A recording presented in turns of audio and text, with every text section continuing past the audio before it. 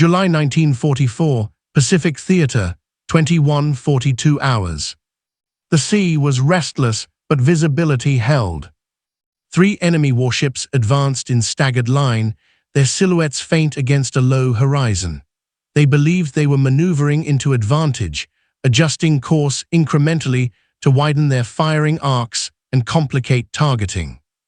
On the Allied cruiser's forward deck, 1 naval gun crew remained at their station. They did not reposition. They did not rotate to secondary arcs. They did not chase targets across the horizon. They held one firing point. Inside the fire control director, range data flowed steadily. Radar tracked heading changes in real time. Every minor correction from the enemy fed directly into updated firing solutions. Target 1, range stable. The first salvo left the barrel in disciplined sequence. Moments later, water plumes bracketed the lead destroyer. The second volley corrected elevation by fractions. The third struck near the forward superstructure. The enemy ship did not explode dramatically. It faltered. Speed dropped. Its turn widened unintentionally.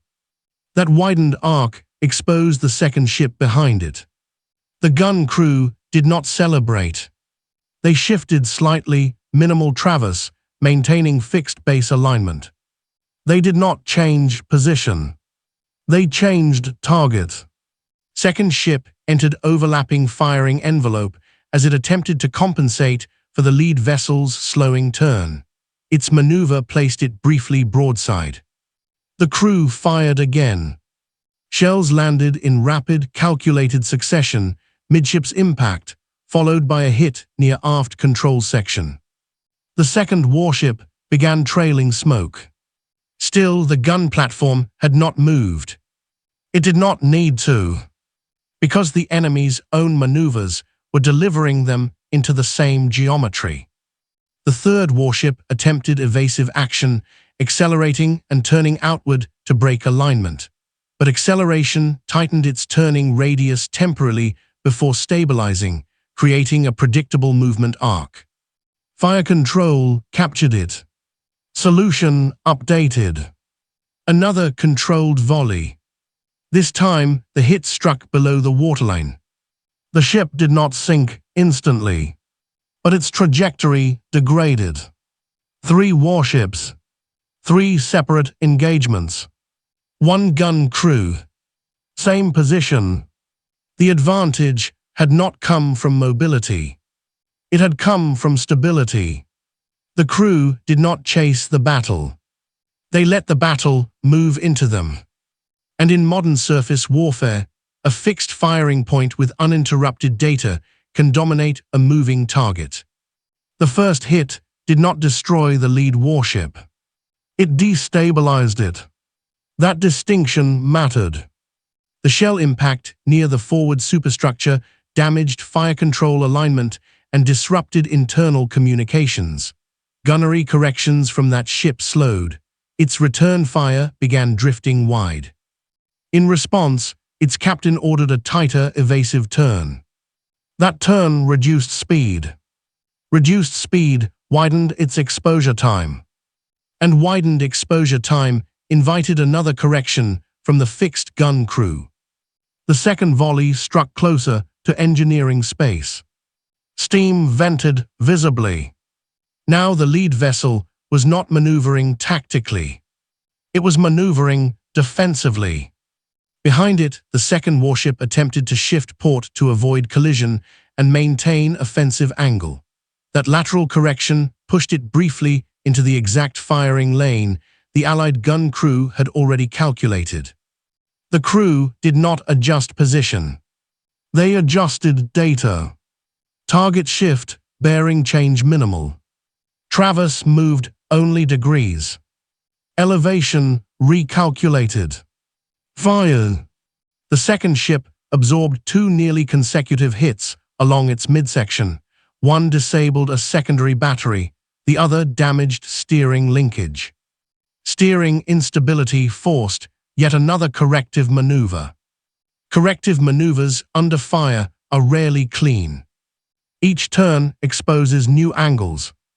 Each exposed angle simplifies targeting. The third warship observed both ahead of it taking damage and attempted to brake entirely, accelerating outward to clear the engagement zone. But acceleration in surface combat is not instant.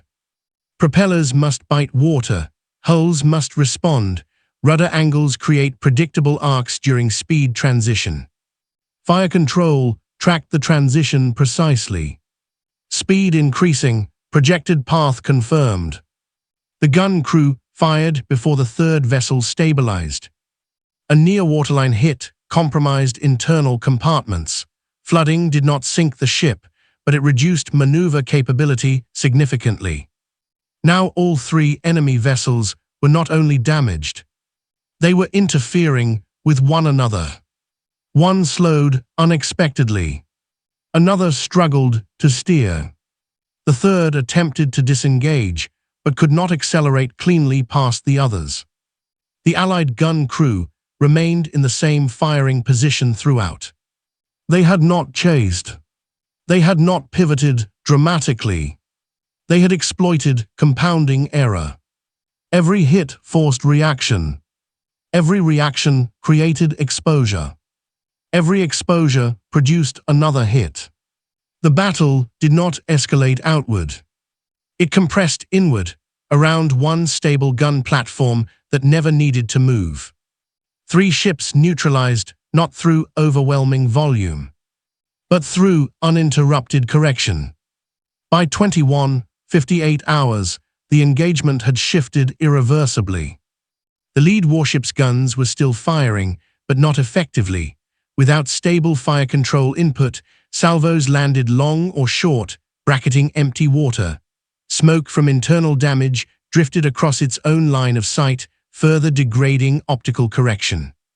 The second vessel attempted to assume primary offensive role. It could not. Steering damage forced slight oscillation in heading. Even minor oscillation under gunnery pressure disrupts ranging consistency. Its first return volley splashed harmlessly wide. Inside the Allied cruiser, the gun crew operated in steady rhythm. Load. Confirm. Fire. Correct. They had not changed position since first engagement. They did not need to, because their firing solution was anchored not to enemy confusion, but to stable reference data. The third warship, still partially maneuverable, tried a different tactic, laying smoke and altering speed irregularly. But smoke does not disrupt radar range, and irregular speed becomes predictable once measured. The fire control officer adjusted deflection for projected throttle shift. Compensate 2 degrees, elevation -0.3. The next salvo struck forward deck plating, sending debris skyward. 3 ships now trailed smoke. None had achieved clean return impact. The reason was not armor advantage. It was interruption. Each enemy vessel was reacting to damage sustained seconds earlier. They were not coordinating. They were not synchronizing target data among themselves. They were surviving individually. And individual survival fragments group firepower. At 22:05 hours, the lead ship reduced speed below combat threshold. Its silhouette sagged slightly against the horizon. The second vessel, attempting to avoid collision, veered wider than planned, again entering the same fixed firing lane. The Allied gun crew did not reposition. They simply shifted priority. Another controlled volley. The second ship's return fire ceased entirely. The third, recognizing the pattern too late, attempted full disengagement, but partial flooding slowed acceleration. The final salvo that struck it did not produce dramatic explosion. It produced silence. By 22:12 hours, 3 enemy warships had been effectively disabled. The gun crew remained exactly where they had begun. Their deck plates had not shifted. Their mount had not relocated. The sea around them bore the scars of maneuver. They had held geometry. The enemy had lost it. And in surface combat, once geometry collapses, firepower follows. The after-action message reached Fleet Command just after midnight. 3 enemy warships disabled. Engagement duration approximately 30 minutes. Single forward gun battery primary factor. No positional shift during action. The last line drew attention. No positional shift. Command officers read it twice. Surface engagements rarely unfold without maneuver. Ships turn for angle, chase advantage, reposition to avoid torpedoes. Fixed platforms invite envelopment. Yet this report described the opposite. One firing position. Continuous engagement. 3 enemy ships neutralized. The operations officer requested clarification. The cruiser's response was precise. Engagement conducted within stable firing envelope. Enemy maneuvers entered overlapping solution arcs. Target correction uninterrupted. Return fire ineffective due to disrupted coordination.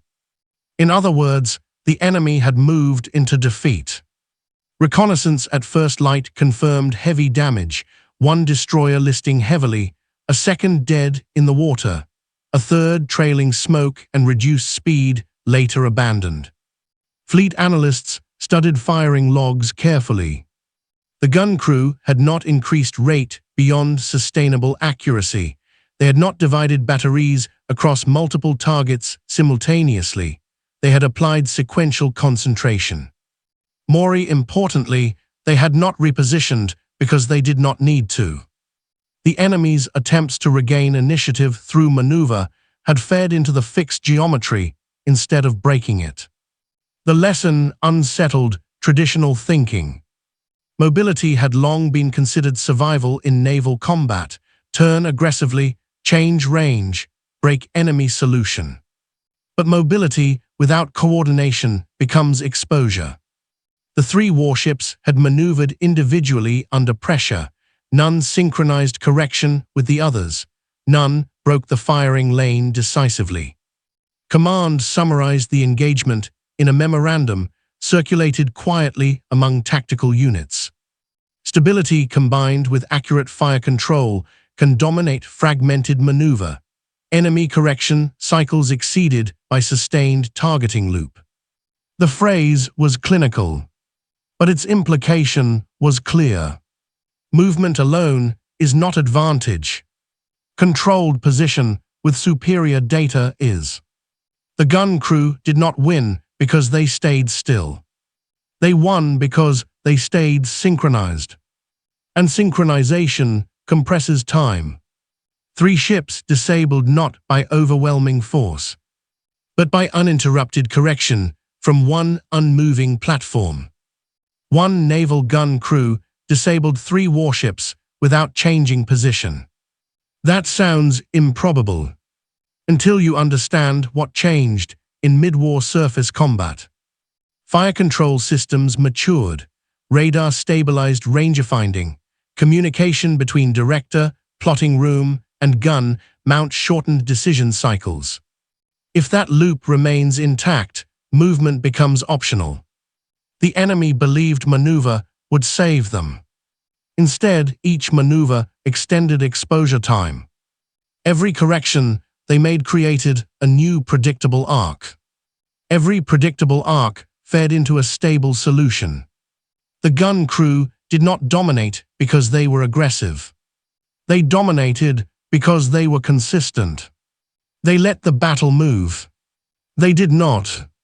In modern naval warfare, stability under accurate data can be more lethal than speed. The 3 warships were not overwhelmed by volume. They were undone by compounding correction. And once correction becomes uninterrupted, position becomes power.